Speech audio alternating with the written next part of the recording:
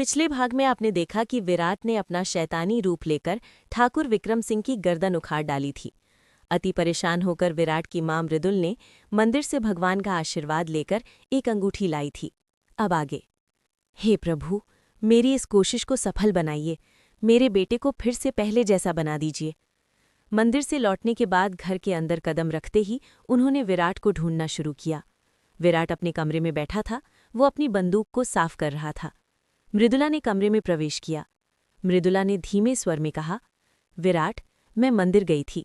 पंडित जी ने मुझे ये अंगूठी दी है। उन्होंने कहा कि इसे पहनने से तुम्हारी सारी परेशानियां दूर हो जाएंगी। विराट ने बिना सिर उठाए शांत स्वर में जवाब दिया, माँ, आप जानती हैं कि मैं इन सब बातों में बिल्कुल विश्वास नहीं करता। ये सब मेरे लिए बेकार की चीज़ें हैं। मृदुला ने अपने आंसुओं को छिपाते हुए कहा, लेकिन क्या तुम ये मेरे लिए नहीं कर सकते? खुद के लिए नहीं तो कम से कम अपनी माँ के लिए ये अंगूठी पहन लो। विराट ने बंदूक साफ करना रोक दिया। उसने गहरी सांस ली और अपनी माँ की तरफ देखा। उसकी आंखों में हल्की नरमी थी। उसने कहा, ठीक है माँ, अगर आपको लगता है कि इससे आपको खुशी मिलेगी तो आप अपने हाथों से ये अंगूठी मुझे पहना दीजिए। विराट की ये बात सुनकर मृदुला की आंखों में आंसू आ गए, लेकिन इस बार ये आंसू खुशी के थे। उन्होंने कांपते हुए हाथों से अंगूठी उठाई और विराट के दाहिने हाथ की उंगली में पहना दी। मृदुला ने राहत की सांस ली और विराट के कमरे से बाहर निकल गई। विराट की उंगली में पहनी हुई अंगूठी के 5 हीरे अचानक से चमकने लगे, लेकिन उसी पल विराट को दर्द महसूस होने लगा। ये क्या हो रहा है? उसका पूरा शरीर अचानक से अकड़ने लगा। उसकी मांसपेशियां खिंचने लगीं और उसका चेहरा पसीना पसीना हो गया। धीरे धीरे उसके शरीर पर बाल उगने लगे। विराट का शरीर अब इंसानी रूप से दूर होता जा रहा था। वो अपनी जगह से उठ खड़ा हुआ और जोर जोर से गुर्राने लगा। विराट दीवार पर अपने लंबे नाखूनों से खरोंचे मारने लगा।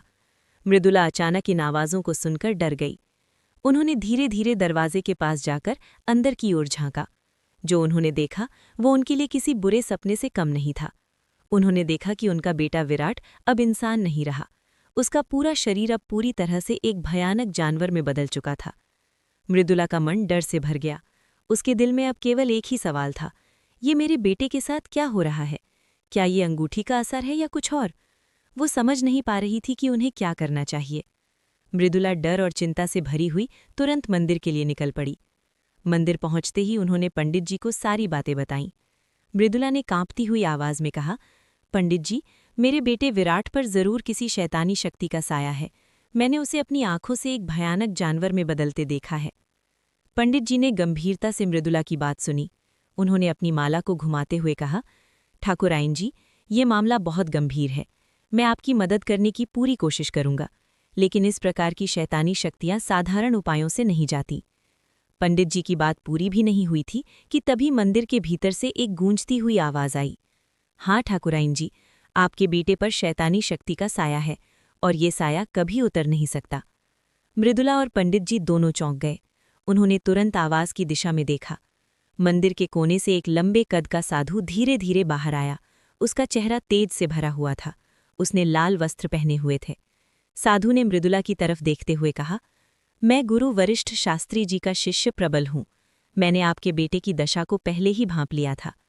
आप कौन हैं और मेरे बेटे के बारे में इतना सब कैसे जानते हैं? ठाकुराइन जी, मैं सिर्फ इतना जानता हूं, अगर आप अपने बेटे को बचाना चाहती हैं तो कल सुबह हमारे गुरु वरिष्ठ शास्त्री जी के मंदिर में आइए। उन्होंने आपको बुलाया है। केवल वही इस समस्या का समाधान कर सकते हैं। मृदुला ने घबराते हुए कहा, क्या आपके गुरुजी के पास जाकर सब ठीक हो जाएगा? ये तो समय ही बताएगा, लेकिन अगर आपने देर की तो इसकी जिम्मेदारी सिर्फ आपकी ही होगी।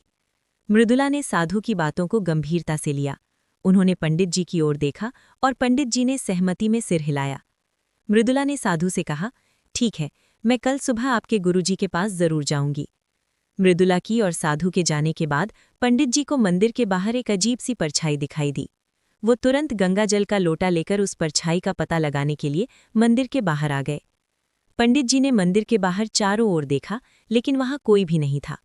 पंडित जी ने सोचा कि शायद उनकी आंखों का भ्रम था।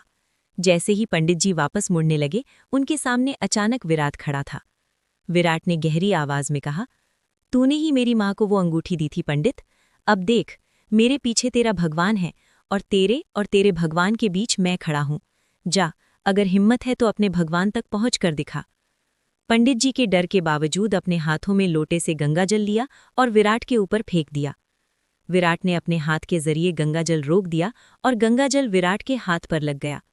विराट ने गुस्से में अपने जलते हुए हाथ को देखा और चिल्लाकर कहा, पंडित। गंगाजल का असर होते ही विराट का शरीर फिर से बदलने लगा। विराट ने जानवरों की तरह तेज झपट्टा मारा और अपनी नुकीली दांतों से पंडित जी का सिर अपने मुंह में जकड़ लिया। लेकिन उनकी आवाज ज्यादा देर तक गूंज नहीं पाई। विराट ने एक ही झटके में पंडित जी का सिर उनके धड़ से अलग कर दिया। अचानक मंदिर के चारों ओर तेज हवाएं चलने लगी। विराट अपने इंसानी रूप में आ गया था। इस अंधेरे के बीच एक काली परछाई धीरे धीरे जमीन पर उतरने लगी। उस परछाई ने काले कपड़े पहने हुए थे। वो परछाई विराट के सामने खड़ी हो गई। विराट उस काली परछाई के सामने सिर झुकाकर खड़ा हो गया। विराट ने कहा, बाबा, आप? उस काली परछाई ने अपनी गहरी और डरावनी आवाज में कहा, शाबाश विराट, हर इंसान की हत्या तुमने इंसानी भावनाओं से और दूर कर रही है। तुम अब हमारी योजना के करीब हो, लेकिन ध्यान रहे, हमारी मौत का समाधान वरिष्ठ शास्त्री के पास है। विराट ने सिर उठाकर उसकी ओर देखा। शैतान ने अपनी बात जारी रखते हुए कहा, तुम्हें वो चीज लानी होगी, लेकिन उसे किसी ऐसे सीने में उतारना होगा जो सिर्फ तुम्हारे लिए धड़कता हो। तभी वो चीज हमेशा के लिए नष्ट हो जाएगी और हम अमर हो जाएंगे। अगले दिन मृदुला भारी मन से वरिष्ठ शास्त्री जी के मंदिर पहुंची।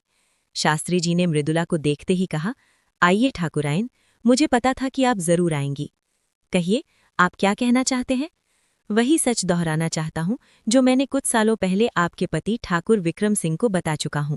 चलिए मेरे साथ।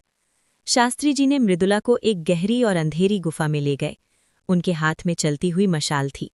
शास्त्री जी ने दीवार की तरफ मशाल की रोशनी डाली तो दीवार पर विराट का चित्र बना था।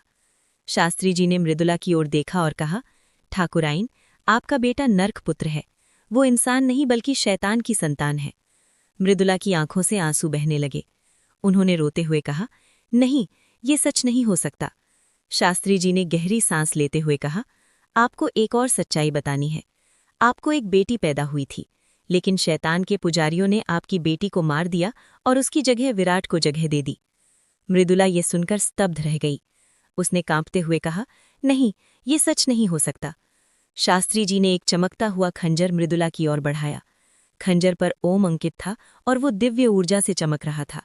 ये खंजर वो एकमात्र हथियार है जो विराट को रोक सकता है। आपको इसे उसके सीने में उतारना होगा। यही इस समस्या का समाधान है।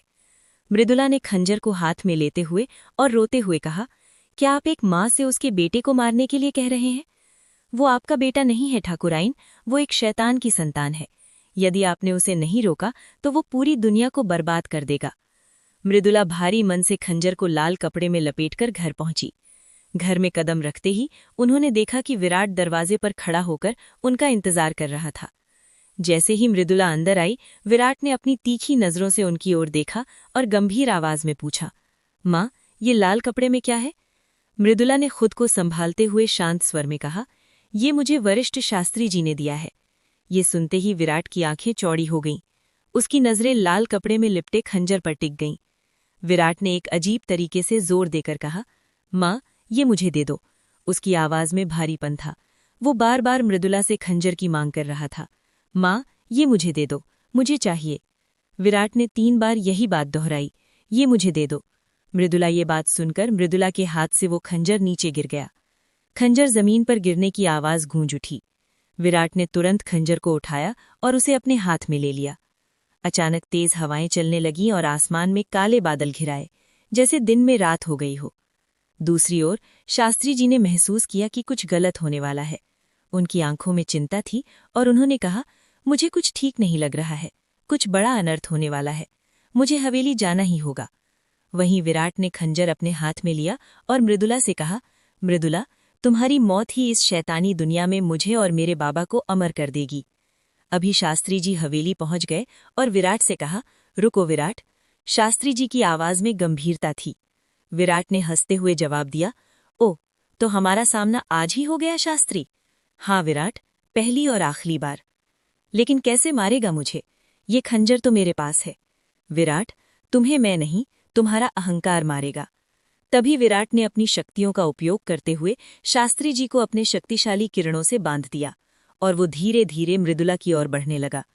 मृदुला ने देखा और कहा, मैं दुनिया की पहली माँ हूं जो अपने बेटे के हाथों मारी जा रही हूं। मृदुला के शब्दों में दुख था, जो कि एक माँ के लिए ये सबसे बड़ी यातना थी। विराट को अपने बचपन की यादें आने लगी, जब मृदुला ने उसे प्यार से पाला था। विराट के हाथ थोड़े डगमगाने लगे। तभी एक भयानक आवाज आई, मार दो मृदुला को विराट, मार दो। नहीं बेटा, कभी नहीं। हो तुझे मेरे जैसा, और माँ हो तो तेरे जैसी। इतने कहकर विराट ने खंजर खुद के छाती के पार कर दिया। मृदुला ने चिल्लाते हुए कहा, नहीं विराट, तुमने ये क्या किया? शास्त्री जी भी उस बंधन से मुक्त हो गए थे और उन्होंने मृदुला से कहा, नहीं ठाकुराइन, उसे जाना है, विराट को जाना होगा। फिर शास्त्री जी ने विराट से कहा, विराट, तुम्हारे अंतिम समय में भगवान का नाम लो, शायद भगवान तुम्हारे गुनाहों को माफ कर दे, विराट ने धीरे से कहा। माँ। और फिर विराट ने मृदुला की गोद में अपना दम तोड़ दिया। विराट के शरीर से एक काला धुआं निकला और एक आवाज के साथ गायब हो गया।